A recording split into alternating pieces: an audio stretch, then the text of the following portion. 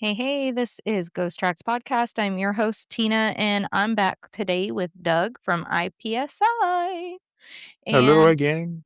yes, he's in the outdoors, and you might see a ghostly dog in his window behind him pop in from time to Something time. like That is his baby Bella, or Belle, not Bella. Belle. We're We've not in we've called her Bella. We've called her Belly Bell. We've called there will be dozens more as she grows older. yeah, we're not in Twilight. We are in Disney. Hmm. Let's see. Okay. Well, wife Chris to Doug might be popping in later on the episode. They have been very, very busy today. Oh, there she is. Yeah, she popped in. You might not hear her, but No. But they've been very busy traveling today, and so we're just making this episode work.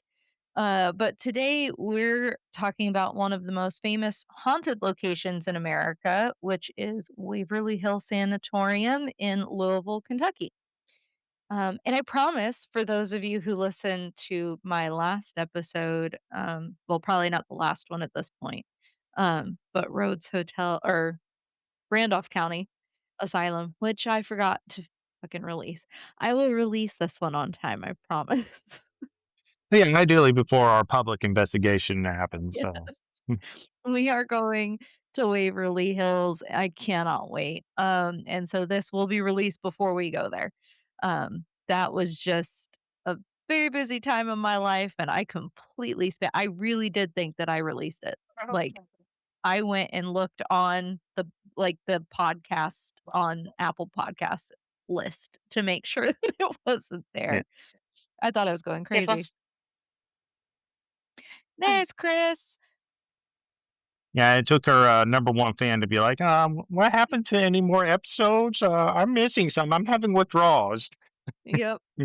No, I took an unscheduled hiatus, and my apologies. Hello, Chris. How are you, dear? Hello, I'm good. How are you? Good. You guys have been traveling, busy today. Oh, very much so. So, we're just getting started. We're going to talk about Waverly today.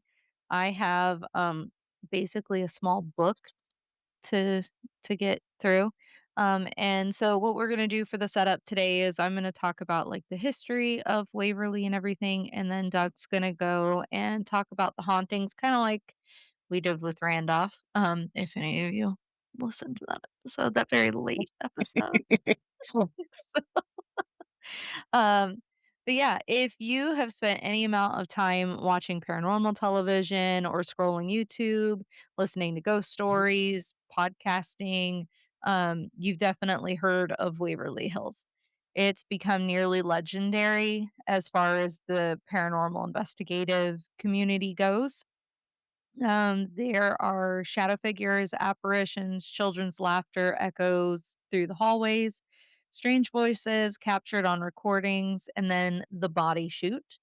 Room 502, which I don't, Doug, are you going to talk about 502? Yeah, I'll be touching on that. Okay, And good. the body shoot, of course. Oh, duh. We were remiss if we did not All the discuss that. places. Yeah. It has earned quite the reputation that stretches far beyond Kentucky. But today, like I said, we're going to do something a little different before we discuss the ghost stories and the haunted rooms and the unexplained experiences. I'm going to talk about the building itself, the history, and then the people that were inside that building for many, many years. Because behind every ghost story is a human story. And I think that that's often forgotten about on social media, as well as the podcasting world. I don't know that a lot of people really discuss that when discussing paranormal. So before mm, I've already lost my place. I've got it like literally sitting up here in front of me so that I can I said too many places for you to be losing track. All right, let's see. Waverly Hills was not built to frighten people. It was built to save them. Its hallways weren't always originally filled with investigation investigators carrying EMF detectors. They were filled with doctors carrying stethoscopes, nurses making rounds, children trying to recover from illness, and then families desperately hoping that this place, perched high on a Kentucky hillside, might offer one more chance at life. If we do not understand that history, then we miss what makes Waverly so important.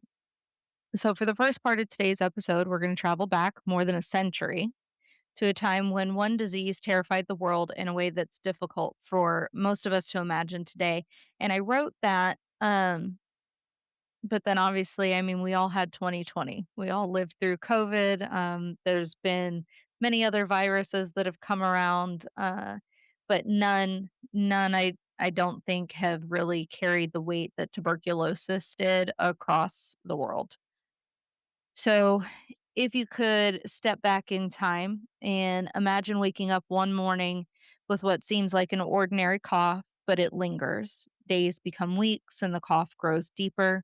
You begin losing weight despite eating normally. You wake up in the middle of the night drenched in sweat and you feel exhausted climbing out of your bed and even a single flight of stairs. Eventually blood appears when you cough. Today those symptoms would send most of us to the doctor, not me because, insurance sucks and I ain't got the money to pay for And it. Right? just I just had to have an throat consultant, X-ray. it'll be fine. Yeah, I just had to have an X-ray today, guys, and I put it off for 2 weeks because I was like, "Do I really want another medical bill? No, I don't." No. Don't want that But I did bill to it get bigger. because I also need to know what the hell is going on, so I True. caved. Um, but imaging, laboratory testing, antibiotics would quickly guide treatment. But at the beginning of the 20th century, those symptoms carried a frightening possibility, and that was tuberculosis. It was often called consumption because it seemed to consume the body from the inside out. Tuberculosis had plagued humanity for thousands of years. There's actually evidence identified by archaeologists of tuberculosis like diseases in ancient Egypt mummies, which I did not know. So when I was researching this episode, I came across that information. I thought it was pretty cool. But by the late 1800s and early 1900s, however, it had become one of the deadliest infectious diseases on Earth. It earned another nickname as well, which was the White Plague. The name came from the ghostly appearance of many patients. They became incredibly thin, their skin grew pale, their cheeks often appeared sunken. Some developed a flushed redness in the face caused by the fever, creating an almost haunting contrast against otherwise colorless skin. The disease was caused by a bacterium called Mycobacterium tuberculosis. Although the bacteria had been identified by the German physician and microbiologist Robert Koch in 1882, discovering the cause was not the same as discovering a cure. And I think I mentioned it in here. I don't think the cure came about until early 50s, Yeah, 1950s, if I'm not mistaken. a That's a long lot. time to have a disease, an infectious disease running rampant, and there be literally nothing that you can do about it. Yeah. Um, so while doctors did finally understand what they were fighting, they did not know how to stop it. Tuberculosis spreads primarily through the air. When someone with active disease coughs or sneezes, laughs, or even sings, tiny droplets carrying the bacteria can remain suspended in the air, especially in enclosed spaces. Another person breathes those droplets in and the infection begins. Not everyone exposed becomes sick, though. Some people develop what is called latent tuberculosis, where the bacteria can remain dormant. Others develop active disease, especially if their immune systems are weakened. And I will say, I did not realize how many current cases there are of latent tuberculosis until I came back into the medical field. It's kind of scary seeing people's charts marked with that, especially when I'm in an enclosed room with them, like checking them in. I always take pause. And then if I Oh, cough or fine. anything, I'm like, that's it, I'm dying. This is where I go. So, um, but yeah, it's crazy. the things that I learn every day in the medical field, even now. At the turn of the 20th century, though, doctors didn't have today's medications and they couldn't prescribe months of antibiotics. There weren't CT scanners, there was no modern ventilators, no intensive care units. If tuberculosis progressed, physicians had few tools available, and the statistics were very devastating. By the early 1900s, tuberculosis ranked among the leading cause of death in the United States. Entire families could lose multiple loved ones to the disease. It didn't discriminate between rich and poor, adults and children, laborers and professionals. Although poverty, overcrowding, and poor nutrition made tuberculosis more likely to spread, offered no guarantee of protection. It was everywhere. Cities suffered especially hard. Louisville, Kentucky was no exception. At the beginning of the 20th century, Louisville was growing rapidly. Factories were expanding, railroads connected communities, buildings or businesses flourished, but with growth came crowded housing, smoke filled industrial districts, and neighborhoods where families often lived in close quarters. Those conditions gave tuberculosis exactly what it needed to spread. Health officials began searching for solutions. And ironically, one of the most effective ideas available wasn't a medicine at all, it was fresh air. Today, that might sound almost unbelievable, but how could fresh air possibly treat a deadly bacterial infection? The answer lies in what doctors understood at the time. And I do say this multiple times. We have to look at this through a earliest 20th century lens because while today we understand plenty, there's obviously still things that we do not understand medical wise and otherwise in the world. But back then there just wasn't the advances available. Um, Growth was slow in such fields. So Like with COVID, some of the stuff like early on, they were like, "Oh, we just shove tubes down people's throats and Mhm. pump air into their lungs to help with it." And sometimes that would do more damage than good for some people because that's damaging the lungs. So it was Yeah, like scripts for even just COVID. Could you imagine, even like you mentioned, like even fewer technologies and medicines back then? Very yeah. limited. And I do talk about some of the other treatments later on, and it almost sounds barbaric in a way. The thought process behind it, and if you understand medicine at all, you can kind of understand why they did the things that they did. But again, through today's eyes, we're like, what the hell were y'all thinking? It's cool to see what they were learning and considering at the time, but it is hard to kind of reframe how you're looking at those situations. I think Phil had COVID. Obviously, there was no testing for it at the time. We did not know what it was, but given all of the symptoms and that he had had it several times after COVID was announced as a thing and there were testing options available, but he had the same symptoms. So I think he had COVID in November of 19. COVID came about in what, like March of Yeah, 2020. it was like with So, I mean, it was around for a while, but yeah, it did take some time. And it was renaming it. scary. I mean, I try not to freak out medical stuff because I know that the government blows things out of proportion and uses that as a diversion. So I try to Mhm. focus on those things, but at the same time, I have kids and I'm like, I don't want to die and I don't want my kids to die. 'Cause Right? Was that I think balance? yeah, I think I was the same with like the swine flu. Um, like I tried not to panic, but my mom's side of me was like, Mm. Yeah. Dude, I'd be um, the same way with the twins right now if anything like a pandemic came through. oh, yeah, absolutely. Yeah, it's scary. Even if just having children in your lives in general makes you feel like that. And Yeah. it's usually the way you feel about the kids first and not even yourself. Like, obviously, I didn't wanna get sick and I don't wanna die. It's always my kids that I'm always panicked about before myself, so it's I always crazy. I feel can't like you would say imagine that's yeah, I can't imagine how families felt, back when this was running rampant. through whole neighborhoods and cities and states. Yeah. It's terrifying. Patients often seem to improve when they spent extended periods outdoors in clean air, especially in higher elevations away from the crowded cities. Sunlight appeared to be beneficial for those patients as well. Same with rest, it reduced strain on damaged lungs. Nutritious food helped the body to fight the infection.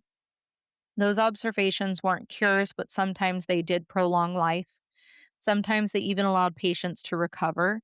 And as a result, sanatoriums began appearing across Europe and North America. It's important to pause here for a moment because there is a common misconception about the word sanatorium, same thing with asylum that we discussed with Randolph County. A sanatorium was not the same as a psychiatric asylum, and an asylum was not necessarily a psychiatric asylum. So it's hard because they use those things interchangeably amongst the buildings that we discussed that have now become haunted locations. So the word does sound similar, and over the decades, people have understandably mixed them together. But a tuberculosis sanatorium was a medical hospital specialized in long term care for patients with chronic illness, particularly tuberculosis. Doctors genuinely believed that facilities gave patients their best chance. The architecture reflected that philosophy.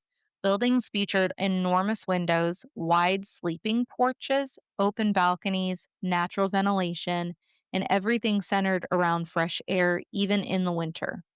In fact, many tuberculosis patients slept outdoors year round under heavy blankets while cold air circulated around them. Imagine that for a minute. For any Midwesterners here that know what our winters are like, imagine sleeping outside on a sleeping porch during some of those days. I love the cold, but I don't think I would sign up for that. Say it depends on the person. Some people like that crank that AC as low as possible and bundle up in a lot of blankets and sleep like babies.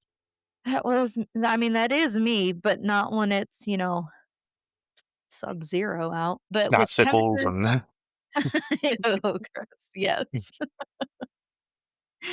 It wasn't considered, something that was cruel, though, it was considered modern medicine at the time, and actually many cultures practice sleeping outdoors even today to benefit your lungs and your immune system. It's, very popular in Canada, actually, if, I'm not mistaken, and then Russia, I think they still do yeah, that. feel like you're very cold climate areas. That's why you Yeah, do the polar bear plunges and all that fun jazz. That yeah. shock to the system mentality. Yeah. Long before Waverly Hills became a hospital, however, it was simply farmland. The story of this building predates the building, and it begins with a man named Major Thomas H. Hayes. Hayes had purchased a large tract of land southwest of Louisville during the 19th century. The property overlooked the rolling hills of Kentucky and offered sweeping views of the surrounding countryside. It was peaceful, quiet, far removed from the crowded city below. As Louisville continued expanding, Hayes recognized a practical problem. Children living on the property needed access to education, but traveling into the city every day was not realistic for them. So in 1883, a one room schoolhouse was constructed on the land. The teacher assigned there was a woman named Lizzie Lee Harris.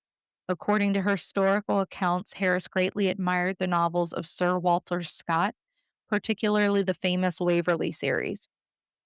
Wanting something a bit more refined than simply calling the school school number whatever, because they usually were school number 1, school number 2, you know. She suggested naming it Waverly School, and at the time, the spelling did include an extra E. Over the years, usage gradually shifted from Waverly, spelled Waverley,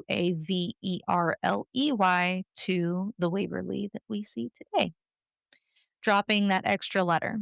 The hill itself eventually just adopted the name as well. It's a surprising literary origin for a place that would later become one of America's best known hospitals. No ghosts, no supernatural omens, just a teacher who loved books. By the early 20th century, Louisville's tuberculosis crisis had reached the point where local officials knew more treatment space was desperately needed. The city had already operated a small tuberculosis hospital, but it became overwhelmed very quickly. Patients waited for beds, some never received one. Public health leaders wanted a facility outside the city where fresh air, isolation from crowded neighborhoods, and modern treatment methods could all be combined in one location. Major Thomas Hayes's Hill seemed ideal. Its elevation offered steady breezes, its distance from the downtown area reduced exposure to the population. Its open landscape provided room for expansion, and in 1908, plans began moving forward. Construction started soon afterwards. In 1910, the first Waverly Hill Sanatorium opened its doors. It wasn't the enormous Gothic structure that we recognize today, much like Randolph County. Mhm. Uh, Instead, it was a much smaller, two-story wooden hospital with space for approximately 40 patients.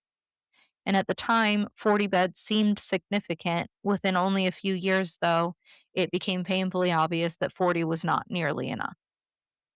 Tuberculosis continued spreading, admissions increased, doctors needed more space, patients needed more help, and the little wooden hospital on the hill had become only the beginning of a much larger story. When most people picture Waverly Hills, they're not imagining the modest wooden hospital that opened in 1910. And people like me who love the building and the ghost and all of that did not I never realized that there was actually a first hospital there and that Waverly that we have today was a secondary option. Oh, Yeah. I thought it would start off right off the bat, that massive hell for the longest time. I didn't even know there was a school building there first. So, yeah.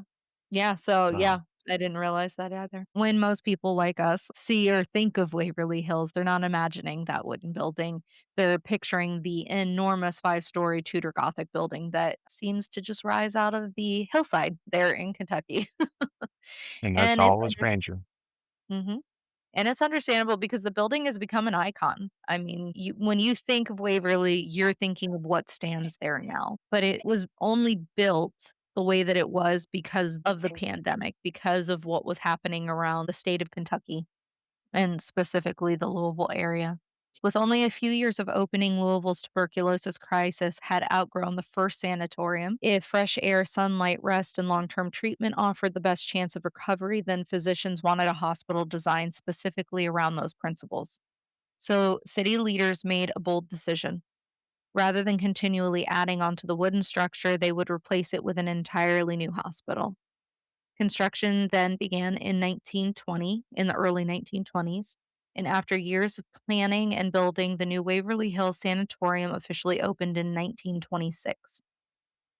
The original wooden hospital wasn't immediately demolished, though. Instead, it continued serving patients while construction took place, allowing care to continue uninterrupted. Once the new building was ready, patients were gradually transferred into what was considered one of the most modern tuberculosis hospitals in the United States at the time.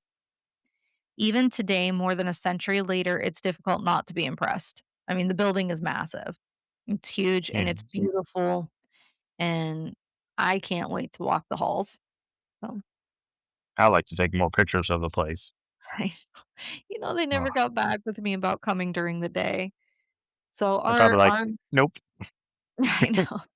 Our investigation doesn't start until right before midnight. And so there's obviously no daylight at that point. So yeah, I'm a little bummed for the picture taker of the group. I'm a little shitty about it actually. Well, So hopefully your phone's like mine and can take some decent low light photos. I mean I can and I have my camera and stuff, but I imagine it's quite dark there. So Mhm. Oh yeah, I'm not it is sure. pretty dark Yeah, from I'm my not experiences. yeah, I'm not sure what I'll be able to capture, but I'm sure I'll give it my best effort and hopefully we'll get some sort of light coming in from the sun before we leave in the morning and I can get some cool like dawn pictures or something. Can only hope. Um, yeah. The building, it stretches hundreds of feet across this hilltop. It is 5 stories tall. It is primarily reinforced concrete, steel, brick, and limestone. It has wide corridors connected by patient rooms. Massive windows flooded the interior with natural light. Almost every architectural decision reflected one goal: give patients as much access to the fresh air and sunlight that they need as possible. Today, we often think of hospitals as sealed environments, climate controlled, carefully filtered, temperature regulated. Waverly Hills was quite the opposite. The building breathed, windows remained open, sleeping porches stretched along the exterior, air flowed continuously throughout the wards. Doctors believe stagnant air encouraged diseases, while moving air helped patients heal. Whether that belief cured tuberculosis is another matter, though. We now know antibiotics ultimately changed the course of the disease, but considering that the medical knowledge available in 1920s, Waverly Hills represented the cutting edge of healthcare. It was not primitive medicine, it was modern medicine, but it was modern only for its time. One of the most remarkable features of Waverly Hills was its sleeping porches. I didn't actually know that that was what most of that, like, front of the structure was. I didn't realize that it was sleeping porches, I just thought it was windows. Well, it's fascinating. I Mhm. can't wait to get in there and see 'em. Patients, they spent hours out there, sometimes entire days, sometimes entire nights, like I mentioned before, regardless of the seasons. I'm sure they weren't thinking at the time, but there were some amazing views, I'm sure. Could you imagine being there and not having shit ton of buildings surrounding you? Mhm. Yes, Just please. enjoy the sunrise and sunsets and Mhm. It's gorgeous probably probably. it would be beautiful for us, I think, but I imagine for of the time, it was probably very boring for them. For us, I think we're all craving the slowness of what life could be like because our life is so fast-paced Mhm. nowadays. I think, they probably wish it was more fast paced. They probably wish they could be out there doing stuff instead of laying in a bed. Goes back to, I guess, that whole you're always gonna want what you can't have kind of thing. Yeah. Oh, yeah. Or, admiring what the person in front of you has Mm, when somebody behind you is admiring what you have, so what you on. have. So that trickle down effect. But I'm Yeah, pretty sure my last mind is like, "Oh, look at the pretty sunset as I slowly perish here in the bed." I would think that. That'd be my last thing on my mind as I'm laying there. Right. The treatment for tuberculosis at the time obviously was lots of fresh air and lots of patients. Life inside the sanatorium was also very structured, which, you know, mattered a lot. Consistency mattered a lot at this time, especially with this disease. Every day was organized around protecting the patient's strengths. Days often began early. Nurses quietly moved through the wards, checking temperatures and pulses, breathing, and general condition of patients. They were washed, dressed if they were able to do so on themselves. They were encouraged to. And then they were fed a very healthy meal. Nutrition became one of the most important components of tuberculosis treatment, secondary to that fresh air. Doctors recognized that many patients arriving were severely underweight. Tuberculosis consumes an enormous amount of energy, and people lost fat, strength, and as well as muscle mass itself. Many patients also were participating in occupational therapy while they were there, and it looked a little different than it does for our day and age. It was mostly crafts and reading, letter writing, light sewing, woodworking, gardening, if their health was allowing them to do that. Simple activities, they were designed to keep both their hands and their minds engaged. Children also were treated at Waverly. Surprisingly, that detail often escapes people. And tuberculosis did not spare children. This No. was a disease that took over people from infancy straight up until their elderly years. There were entire pediatric wards existing within Waverly for young patients. And because some of those children obviously remained in the hospital for very long periods of time, education continued inside the sanatorium as well. There were teachers on staff and they conducted classes. Lessons continued, books were read, arithmetic was practiced. I can't imagine being like 6 years old inside of a sanatorium for probably months, if not a year or more, recovering from this horrible, infectious disease. I say, knowing my jerkish side as a kid, I would probably been like, "I'm dying. Why do I care about this?" Right. I'm gonna die anyway. Leave me alone. God. I don't want to be learning this stuff. Math is not going to aid me in this. It was also weird that not only the sick children, but there's just children in general that of patients that could not. There was nobody else available to take care of them, so Right. just the normal children had to be amongst all that. And could you imagine just being, "I'm healthy. Why am I here?" And as you're walking past doorways of people coughing, slowly perishing, and that's kind of rough childhood there. Can't imagine. I mean, there's probably a lot of kids that go through that even now, Mhm. um, in some families, like that case out of, uh, what is it? Ohio? One that's going on right now, the 16 kids. Oh, yeah. I was like, "Wait a minute, wait, oh, yeah, that one. I just heard about that." Yeah, It's man, disgusting. that's a bee's nest of, yeah, It's disgusting. We're not a true crime podcast, but I probably could have one because I'm a true very crime. easily. Mm. I mean, Oh, good. sometimes paranormal and true crime kinda They sometimes. a little bit. Not always, but yeah, sometimes. One feature of Waverly that has generated countless legends is the long tunnel that was running beneath the hospital. Today, it's most universally called the body chute.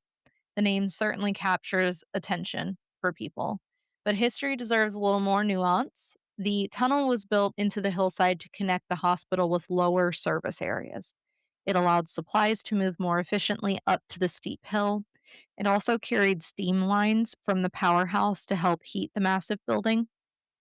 I could not imagine that energy bill to heat a building that is, I think, what, 160,000 square feet? That or That's it was like, I think 180,000.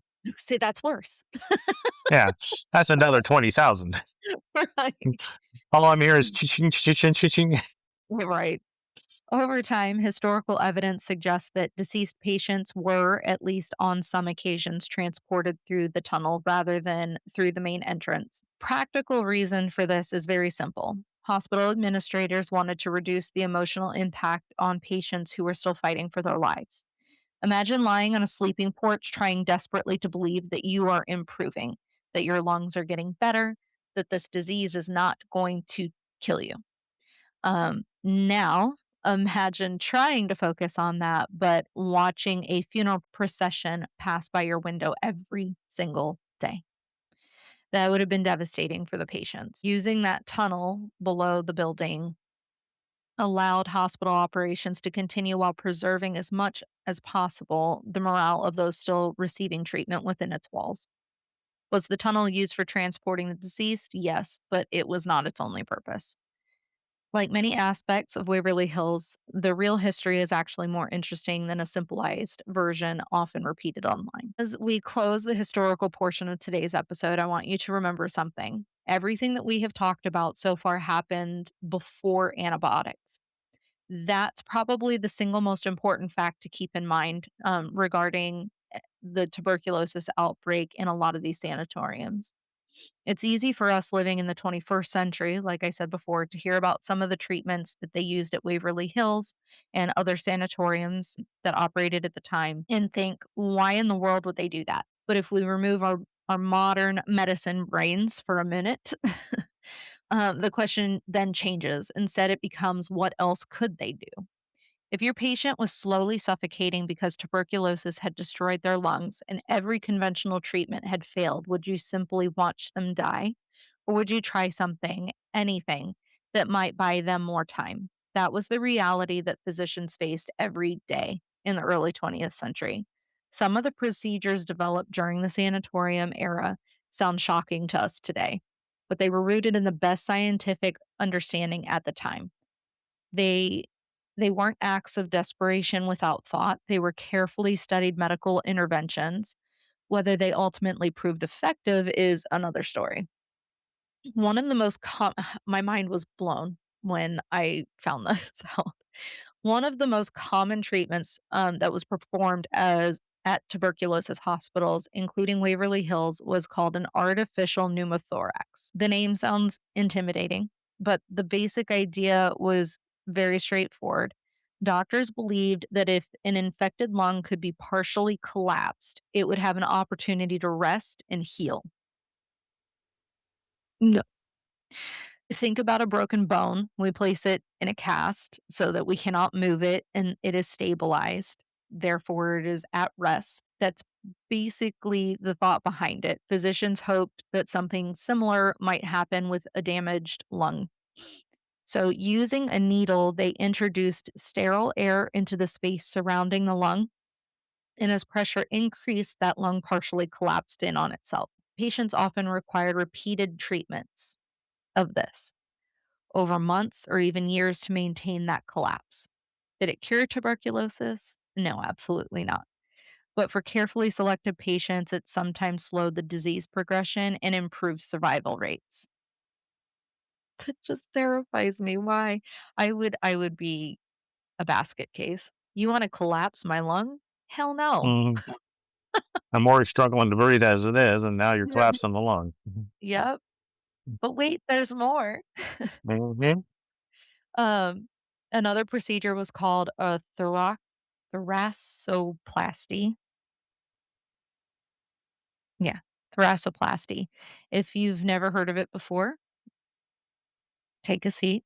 Thoracoplasties involve surgically removing portions of several ribs, not all at once, but enough to allow the chest wall, again, to collapse inward on itself.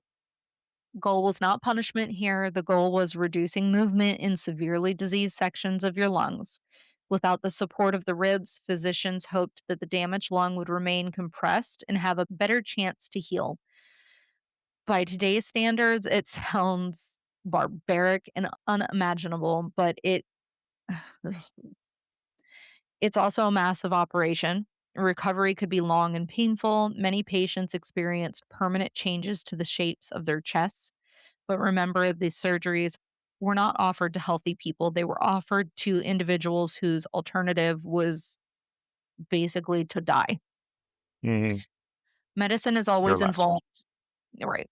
Medicine is always involved balancing risk and potential benefit. During the tuberculosis epidemic, those calculations were heartbreaking.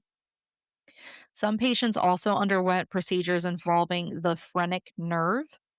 The phrenic nerve controls movement of the diaphragm, the large muscle beneath the lungs that helps us breathe. Physicians occasionally interrupted or crushed this nerve intentionally. Oh. How would you crush that? I'm Well, curious what their definition of crushing it is. yeah. Like, you just literally go in there and pinch it and crush it? I'm Or it just sounds painful. I'm not really sure. I didn't look up of it because sometimes you can find like demonstrations of it. I didn't look it up. Truthfully, Yeah. so I did not do it because to not have like breathe in right now, to not have that muscle functional to help bring in air and expel air. Mm-mm. Yeah. Nope. I freak out trying to hold my breath for underwater sometimes, let alone like having parts of my body not working to help me breathe. Purposely crushed. Yeah, no. So again, it sounds counterintuitive. It sounds barbaric. Like, why the hell would you do that? But it was to reduce the movement in the infected lung. Back then, it fit the prevailing belief that diseased lungs needed to rest. Not every patient qualified, not every physician agreed with these medical advances and treatments. It medical science has always involved debate, refinement, changing evidence, changing of theories. Looking back with modern knowledge does not diminish the dedication of those that were trying to save lives back then. If Hmm. anything, I do, that's what I said earlier, if anything, it reminds us of absolutely how remarkable medical process has been over the decades.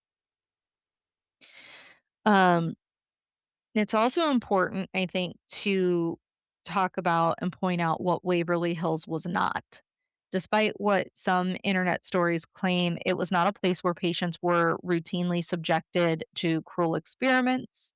Historical records do not support sensational claims that people were intentionally tortured or used for bizarre medical testing. Surgeries were obviously painful. There were outcomes that were not successful in these treatments. Any of the treatments, doesn't matter what one it was, patients were going to die at this point. And it's just a sad reality, but I don't think that any of the physicians that were on staff there at Waverly were doing causing death intentionally. Sometimes truth is not as dramatic as legends, but it does. We function here honesty first, and that goes with every part of what we talk about. And while we're ghost hunting and capturing evidence and stuff, we really do try to bring it forth with honesty. So that also comes with the history of these places. I would like to be as honest and upfront as I can and not clickbaity.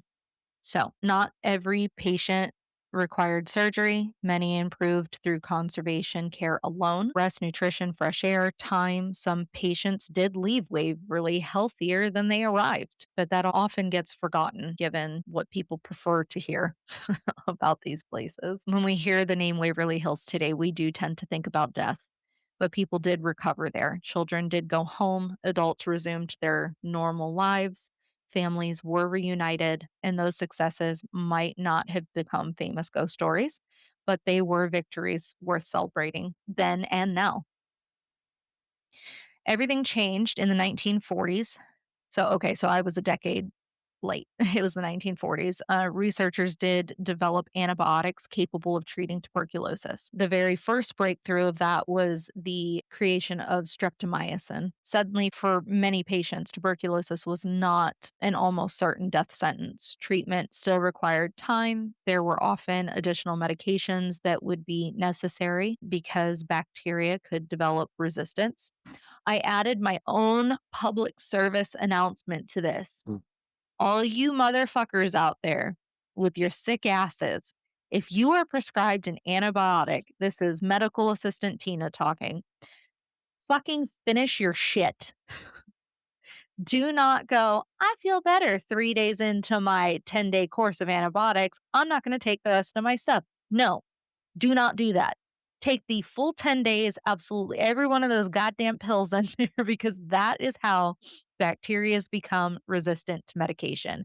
That's how we ended up with MRSA and VRSA and all of these things that are extremely difficult to heal and get rid of and become very contagious and spread. Is because you guys do not finish your medications like you are supposed to.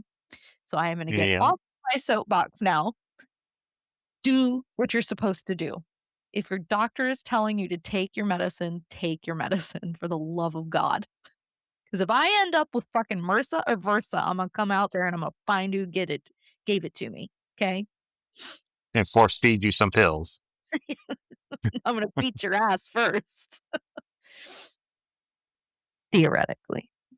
Okay.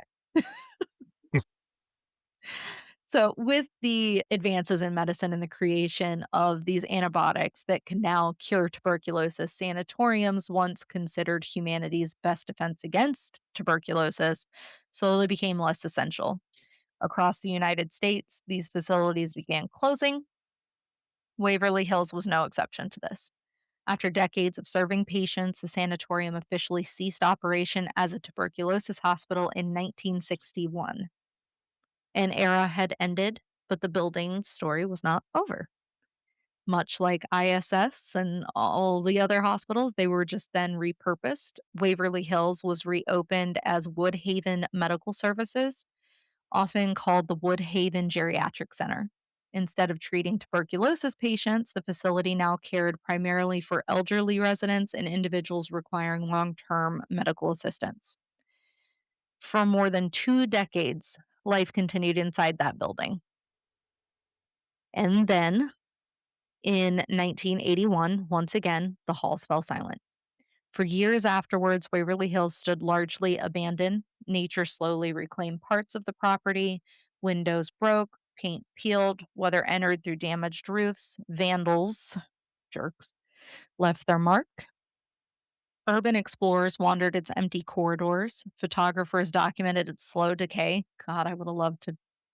I wish we lived closer and that it wasn't Mhm. private property and that I I think you wouldn't were have. snuck on a few times. Mhm. But after all of this, something unexpected happened, I think, for a lot of people in the Louisville area.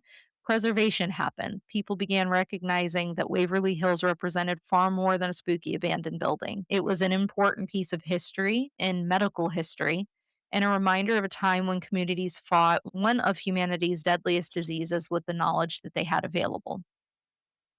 So efforts began to stabilize and preserve the building, and then they began gaining momentum. Today, while restoration remains an ongoing challenge, because again, it is 180,000 square feet. That is a massive, massive building, and shit's expensive. But Waverly Hills Old stands, shit exhibition. all shit's expensive, old and new. But Waverly Hills stands because people refuse to let that history disappear. And I think that's one of the lessons that I take away from Waverly Hills more than anything else. Not fear, not ghosts, but hope. Think about that. Thousands of people climbed that hill believing that it represented their best chance at survival. Doctors dedicated entire careers to defeating an invisible enemy that they could not cure yet, but they didn't give up. Nurses spent countless hours comforting strangers who often became family. Children laughed in classrooms despite carrying a disease that terrified the entire world. Parents celebrated recoveries, families mourned losses.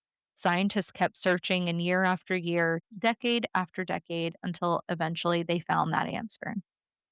The antibiotics that transformed tuberculosis treatment did not appear because medicine suddenly got lucky.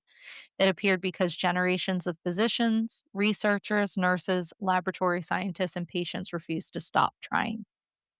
Waverly Hills is part of that story, and it represents one chapter in humanity's long battle against disease, a chapter filled with heartbreak, but also compassion, dedication, innovation, and resilience. So, before we shift gears today, I want to leave you with a final thought on my end. The next time you see a photograph of Waverly Hills, hopefully one of mine, do not let your mind automatically jump to ghost stories. Instead, picture young nurses quietly adjusting blankets on sleep porches during Kentucky winters.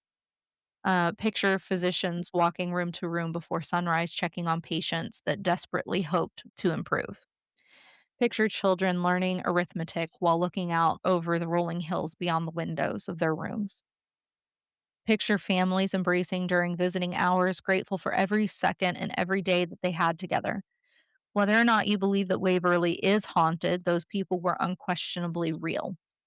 The courage was real, their suffering was real, their hope was real, and I think that that's worth remembering. Sometimes history survives in photographs, sometimes it's in newspaper articles, sometimes it's in architecture, and sometimes people believe it lingers in other ways. For decades, visitors, former employees, investigators, and curious skeptics have all walked into Waverly Hills claiming that they have experienced something that they couldn't easily explain. Shadow figures, unexplained voices, footsteps, apparitions, stories that have become part of the building's modern identity. Whether those experiences are paranormal, psychological, environmental, or something else entirely, it is something each person has to decide for themselves. And that's why I invited Doug today. Doug has spent a little bit of time investigating at Waverly Hills in the past, and we've obviously explored many stories that continue to surround that building today. And now that I have laid the historical foundation for this, met the people who gave Waverly Hills its legacy, we're going to step into the mystery that has made one of the most talked about haunted locations in America. Doug, let's talk ghosts. Let's talk about those ghosties. Obviously, you can't have heavily rich history of such not so pleasant things, let's just put it that way, without some trickling down after effects. From eyewitness reports and potential folklore, here's some of the spooky facts about Waverly.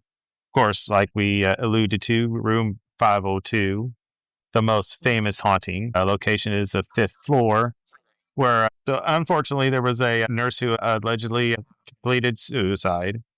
One version claims she had hung herself after learning she was pregnant. Another version was said she jumped from a fifth floor window years later.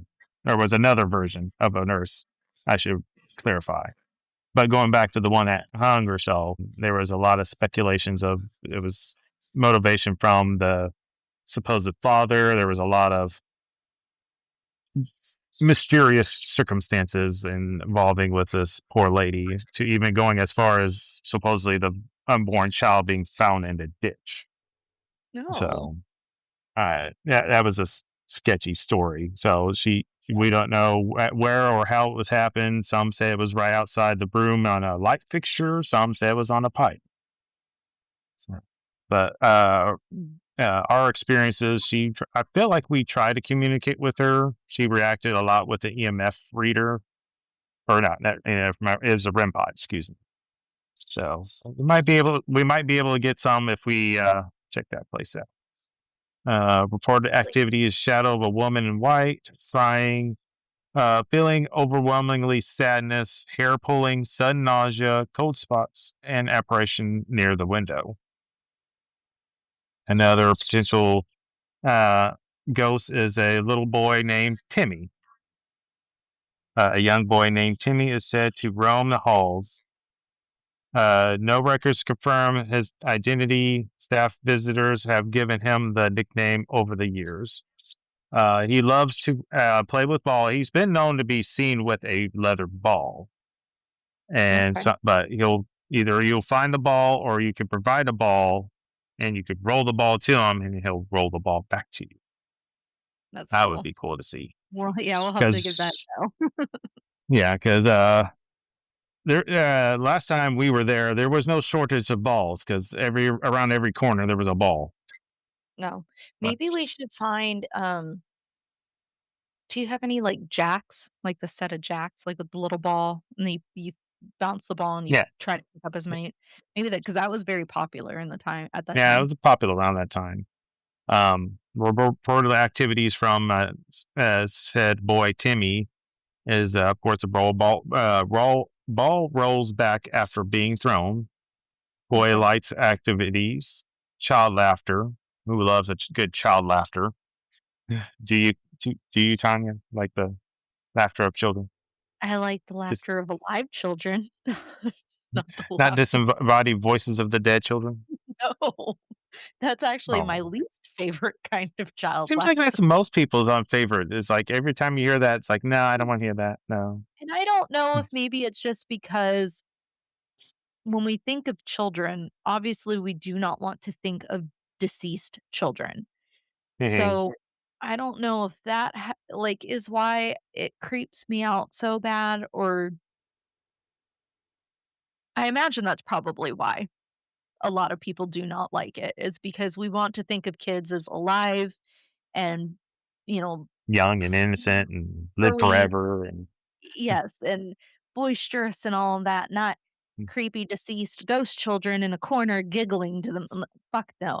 Absolutely or not. crying from mommy sadly. "Oh, mommy." Oh, that makes me so Yeah, that would make me probably cry too. The whole mhm. crying for something.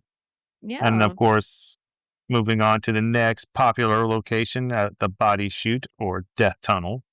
Mhm. Um, of course, you already covered what it was meant for, carrying supplies, and it was also, help to move on deceased patients. And of course, it stretched hundreds of feet downhill beneath the hospital. Supposed activities are whispering, heavy footsteps, phantom Always voices, feeling watched, dark figures at tunnel entrance, and EVPs captured by investigators. So we got to investigate the death shoot. That was like the first place we checked out when we were there, and we didn't really get a whole lot. But of no. course, we were there for a brief moment in time. Um, actually, me personally, I didn't find it that creepy. But of course, I was with people, so if I would try it by myself, I might have different feelings. Yeah. I, I just I don't know. I don't know what to expect going into it because it's a little different. So this investigation, because Waverly Hills is so popular, um, I think in January they released their schedule for like like their whole working year, which Mhm. is I think what March. Do they open in Yeah, March? I think that's their open season Yeah, because they like do March, have a August, or something like that. yeah, I think it's from March to August. No, I don't remember because I know we got cut off at because how we were able to go, we managed to negotiate a, extra day. That was, Mhm. like, technically their off season, and we Right. managed to negotiate that. So Yeah. typically what they do is, they have, their open season, which are the warm months because there is no electricity Mhm. to the building. And so they're usually open March to August timeframe-ish, and they only have so many public investigations available. So then they release that calendar in January, and obviously people go absolutely ballistic and book for, all of the private investigations for the whole year are usually taken within a couple days to a couple of weeks, maybe. I think this year was, like, 6 days, so roughly So we missed that. by a country mile.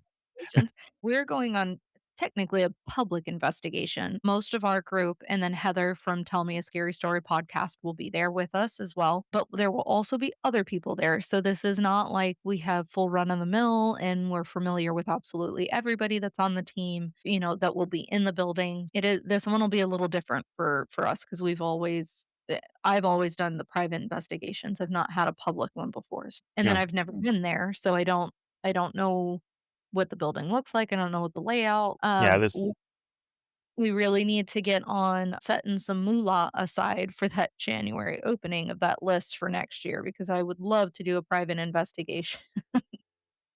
no, yeah, I would love to do another private one. This will be our 2nd public investigation, and ironically, our very first one was Indiana State. Mhm. So Okay. so it seems ironic that we would do a public one for Waverly too. Yeah. Well, or not all of you, but you've been to Waverly before, have you not? Yeah, Yeah. I this would be technically my 3rd time at Waverly. Okay. Okay. So, my very first time was with a different group of friends.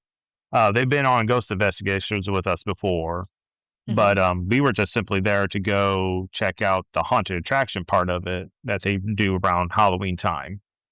And Gotcha. they, of course, do small little couple-hour tours on top of that all that too, which we also partaked in.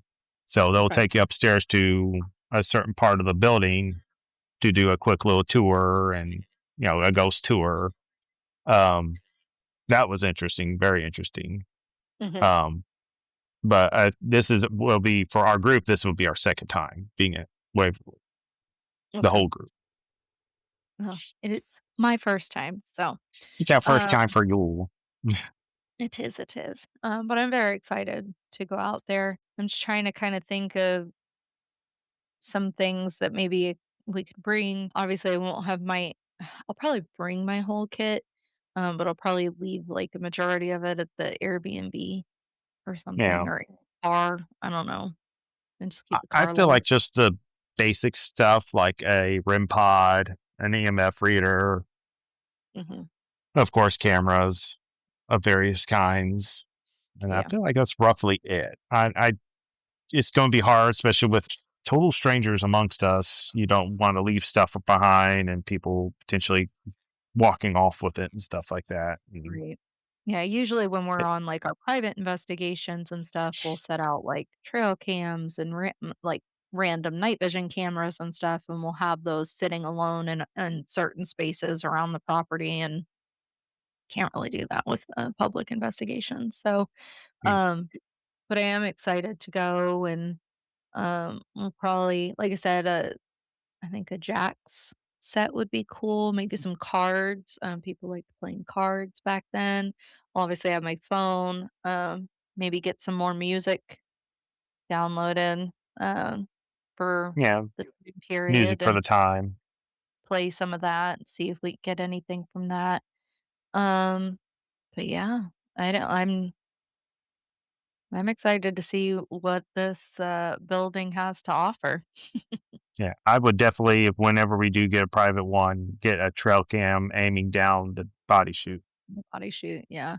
I will say, though, Crystal Couch from Rhodes Hotel did talk about, I think it was a male child spirit that she saw there at Waverly when she was, volunteering there. So maybe that Yeah, was Tim. it's potential. This one will be up your alley. The creeper. Yeah, It feels I've like heard about feel that like guy. every known haunted location has some form of creeper, some sort of dark entity, or Mhm. not malevolent. It's just like a dark shadow creeper. I didn't Um, know the I talked about it a little bit with Mike and, Crystal Couch from Rhodes, because we were discussing, again, some of the things that they have seen over their years, working at Waverly or yeah, volunteering at Waverly and being there and conducting the tours and stuff, and we had talked about, like, the creeper, whatever they call it, on the ceiling, and I said that I had seen one while we were at Whispers, or while I was at Whispers, and I said it came out. I could see it out of the corner of my eye. It was up and to the left of me in the just the corner of the room, and then I d I saw it for a couple minutes. I kept looking up, and then right as my friend had asked, like, why I kept looking up in that direction, and I told her what I was seeing, uh, then the woman had, like, flipped the page in the book and was like, "Another thing that is often seen here is this entity," and turned it around, and there was, like, people made drawings and stuff of it, and I was like, "Oh, okay. Well, that's what's on the ceiling, that's great." And, and but I didn't see it again. Like, after we left that room, probably another couple minutes I saw it after that, and then I didn't have another experience with it. I didn't see it again, so I told Mike and Crystal it probably was just hanging out because it knew it was about to be talked about, and I was like, "Yeah, that's me, hey, yeah. girl." Want to hear about himself? I just wanted to see about my picture that's in that book there. Have And my then it diva moment and be done Yep, with it. and then it but I didn't it just I would say it creeped me out because why the hell is there, like, this weird gangly, long, suspended weird thing on the ceiling? It's, like, looking down at us all? S but I didn't get, like, malevolent feelings, like, I wasn't scared, I didn't feel like it was, like, gonna Yeah, get to me. jump up and run out of the room and Right, it make a was just, scene and "Am I actually seeing this?" Or, like, "Great, I've finally gone crazy," like, "It's today I finally." lost my mind. Yeah, um, but yeah, like, it didn't crawl across the ceiling, like, I probably would have actually freaking shit my pants about. If it had moved and was crawling, I probably would have freaked out. But it just kind of slow breathing, and it was just kind of there, Just hanging popped around, up and just watching. Yeah, it didn't really move. It didn't make a say. I didn't hear, like, I wasn't, like, hearing anything audibly. I just saw it up in the corner of the room. And then after it was talked about, it skedaddled off into so the nether. Yes. probably like you said, it just showed up. It's like, yeah, I want to hear the part about me and Right, see the right. lovely pictures about myself and Yeah. I'll mosey on out of here. Pictures are we up to, ladies and gents? Is there any I better ones? You're not catching my good side here, man. Right. I actually, something I have thought about doing. So I am artistic in a way, but I'm not artistic in many other ways. So, but I am trying to teach myself how to do watercolor. And something that I have considered doing is actually making a watercolor painting of some of the things that I have seen. If I can kind of like Translate it. Yeah, if I can get it out of my brain and make my hands and stuff do the things, to paint it. A couple of my things haven't turned out too bad, but I am far from a pro.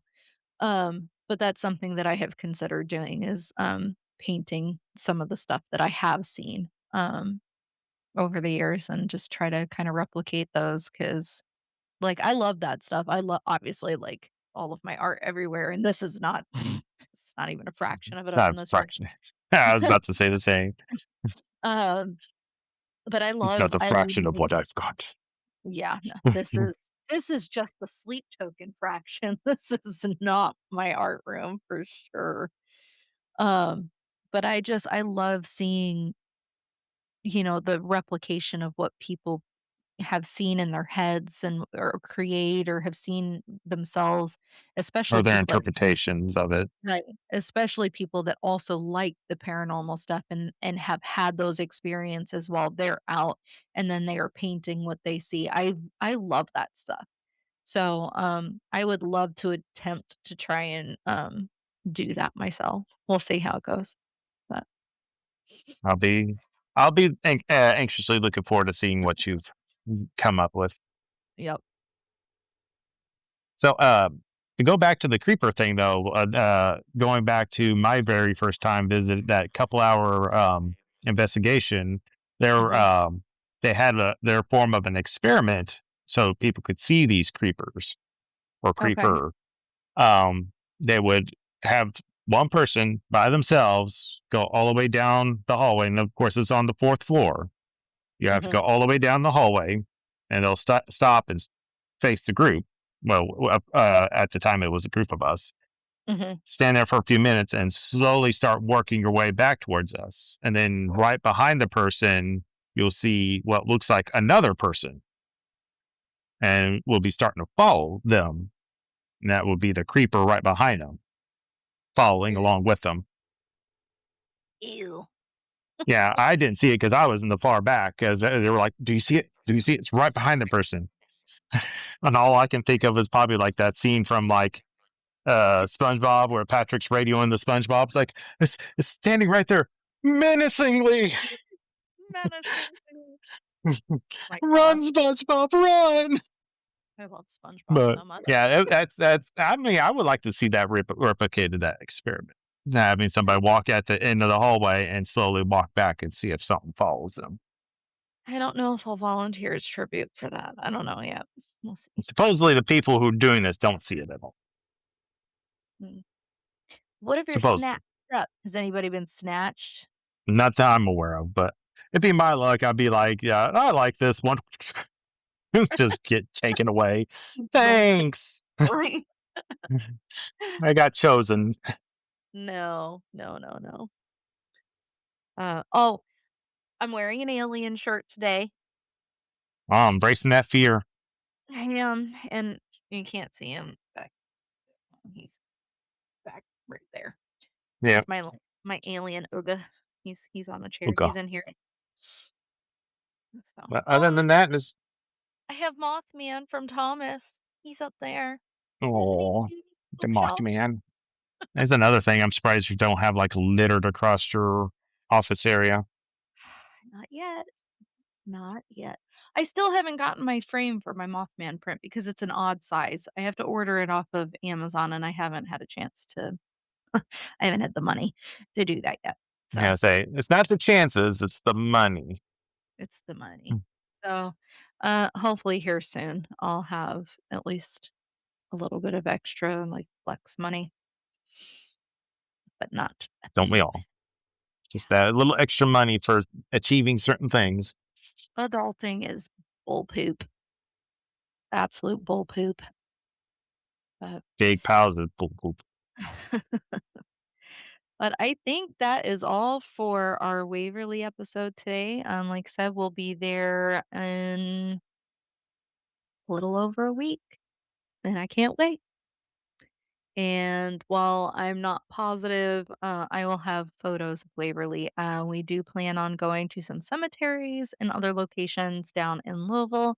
So make sure to follow on social media because that is where I release some of those pictures that I take. Another Ghost Tracks exclusive that is coming probably in a couple months, if I'm being completely real, because a lot, it's a lot to design a book, but I am creating, I'm about not quite halfway done with the layout and getting stuff in there, but I am creating a coffee table book with some of my pictures that I have taken in haunted locations or just creepy locations and cemeteries and stuff like that. So, once that is available, I'll obviously make a big ass announcement because I've worked really hard on this thing. So, it looks really cool. I really like how it's coming together. So, hopefully, Yeah, you guys will enjoy it too.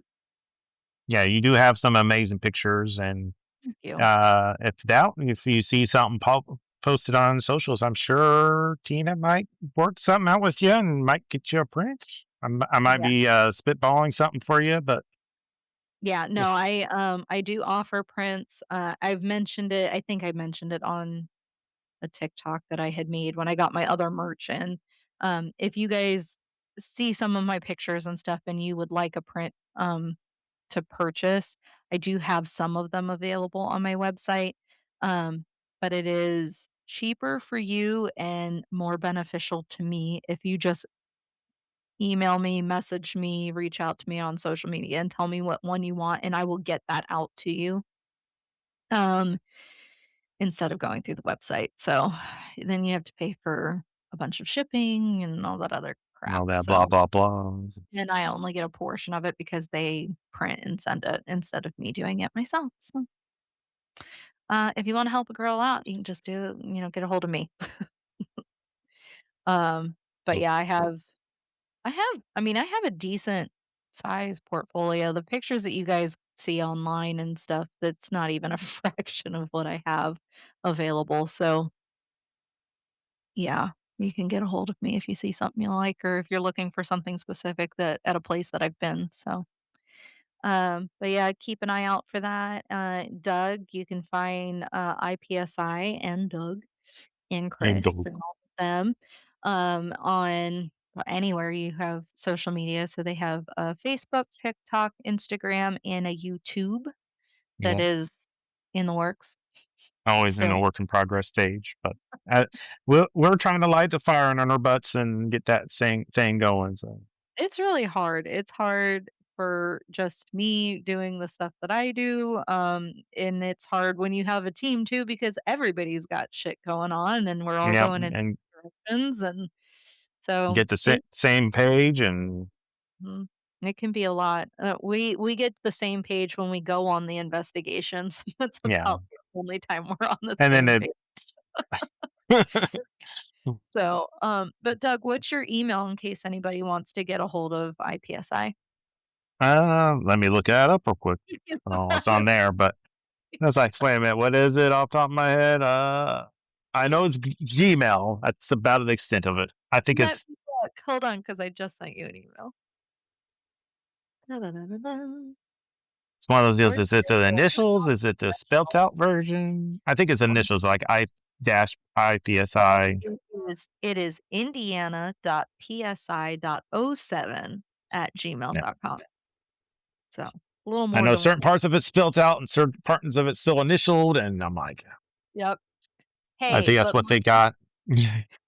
but mine is easy. It is ghosttrackspodcast@gmail.com. I have a website at ghosttrackspodcast.com. And then I have the Facebook, the Instagram, the TikTok, the YouTube that is also in progress. But yeah, you can reach out anywhere. And then obviously, if you found this podcast and you're listening, then you know where to find a podcast. So, woohoo!